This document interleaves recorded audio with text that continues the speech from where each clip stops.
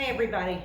Hope that you are enjoying the beginning of a long weekend, and I know I assigned for your NTI day a lab to do at home, and it's a really simple lab, but it's really about filling out that lab report form. So you definitely need to access that. You can do it in Google Docs. Make a copy. Don't forget it's in Classroom. It's attached. So make a copy of the document, and then you can edit your copy, and when you're all finished with the lab report form, you're going to upload that to me, and I don't need to have that until Monday morning. So you've got the weekend to do it, but I'm hoping you'll go on and knock it out Friday. The actual time you're going to invest in it is not huge, but you do have to go back every hour and check it. So you want to allow for about a 5 or 6 hour period for things to be happening when you're not there. So I'm going to go through the procedure with you and hopefully answer some questions before you have them and make the process a lot easier for you. So we're going to do a simple lab today. We are going to compare how long it takes fresh water to freeze compared to salt water. So what you have to start with is 2 bottles of water. It doesn't matter what brand you use as long as both bottles are the same. And you might think about what we learned this week and why that is so important. I also have some concern that they may not be filled the exact amount. If you look at them, they're really not. So we're going to try to control some constants here in our procedure. So what you'll need is a container. I'm going to use a pitcher, but any container will do that you can pour out of with some ease. You're going to open both of the bottles up and pour them completely into your container. There's one. And there's 2. All right, so completely empty this into your container. Now it doesn't matter, we're gonna measure back the right amount in both to make sure that they match. So it doesn't matter that the levels weren't initially the same, because we're gonna fix that, we're gonna equalize that. So one of our bottles has got to have salt water in it. The other one's just going to have plain water in it again. So we're going to add salt to one of our bottles. Now there's a couple of ways to do that. If you have a funnel, that's probably the easiest way for you to do that. If you do not have a funnel, and you can get a sheet of paper, which I'm looking for. Here we go. If you can get a sheet of paper, you can make this into a funnel. You just roll it like that. So I just rolled a sheet of paper, and I'm going to put that into one of my bottles, and that's just so I don't spill the salt everywhere, because I want to be pretty accurate with my measurement. And if I spill it everywhere trying to get it in the bottle, then I really don't know how much I put in there. So one bottle, I'm not going to put salt in it. That's our freshwater bottle. The other bottle, I'm going to put 2 tablespoons. That's probably Mom or Dad's biggest measuring spoon. 2 tablespoons of salt in. So I'm going to pour salt in till it's level. And then I'm going to pour it in the funnel I made. There's 1.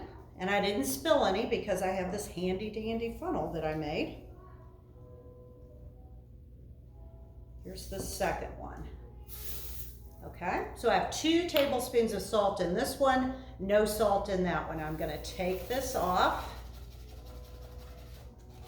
And then I want to mark on the label which one I put the salt in, because once it sits for a while, once it mixes in, you may not be able to tell by looking.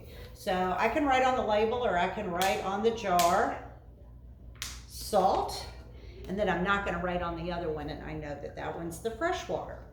So far, I've emptied the water into my pitcher. I've put salt in one of the water bottles and no salt in the other. Now, I don't know if you can see the directions back here, but I've done steps 1 and 2. I'm ready for step 3, and that tells us to add 1 cup of water to each of the bottles. So you are going to need a measuring cup, and I'm going to pour 1 cup of water. Here we go. And I'm going to pour it in the bottle I put salt in. It doesn't matter which one you do first, but each of these needs to get 1 cup of water in it. Something I want you to be thinking about is why we're not filling these all the way to the top before we put them in the freezer. You may have had some experience with putting things in the freezer, liquids in the freezer, and you might understand why we're not filling them all the way. Okay, and then 1 cup of water in the second bottle. You want to be as careful as you can not to spill any, because we want to make them exactly the same. Same bottle, same water, same amount of water. Only thing that's different is that one has salt in it and the other one doesn't. So we do want to replace both the lids. Try not to smush the bottle. We want them the same size. And then the one with the salt, you might notice that the salt's sitting on the bottom, so we want to like mix that in. So we're going to shake it. We're just going to do this until we see that the salt is completely dissolved. So I'm looking at it. I don't see any salt on the bottom. I'll give a little bit more for good measure. Yeah, that looks pretty good. So the salt's dissolved in that one. Now this one I don't have to shake because I don't have salt in it, but remember, we try to keep things constant, so just in case that has some effect I don't anticipate, if I shook this one, I should shake this one. So we're just gonna give it a few shakes as well. Making sure those lids are on really tight because we don't want to mess up anything in Mom and Dad's kitchen. All right, so we now have 2 bottles, each have a cup of water in them. This one has 2 tablespoons of salt, this one does not. Now it's time for us to put these in the freezer. We need to find a spot in the freezer where they can both sit there together. We're trying to see which one is going to freeze the fastest, and if we don't put them together in the freezer, one might be in a colder spot than another. So it's important that you put them both in a corner together or in the back together, something like that. You do want to, before you put them in the freezer, you want to pull out that lab report, do your hypothesis, make sure that you've made a prediction of what you think is going to happen. And then you need to do your first observations. So I'm going to look at these 2 bottles, and one of the things that I'm noticing right now is that the one with the salt is a lot more cloudy, but there's no crystals or anything. There are some droplets of water stuck on the insides of the bottle, so I might note that in my observations. And once I've done my initial observations, these guys are ready to go into the freezer. Now you need to set a timer somewhere, and once every hour you need to come back and check them and just write down in your lab report what you notice again. Whether you see ice crystals forming, whether the droplets are still there, anything at all, because you have no idea in the end what's important. So you want to really write everything down.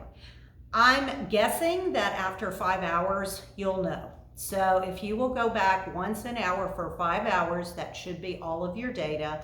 And then you'll finish your lab report by analyzing your data and then drawing a conclusion about what you found, which of these 2 freezes faster.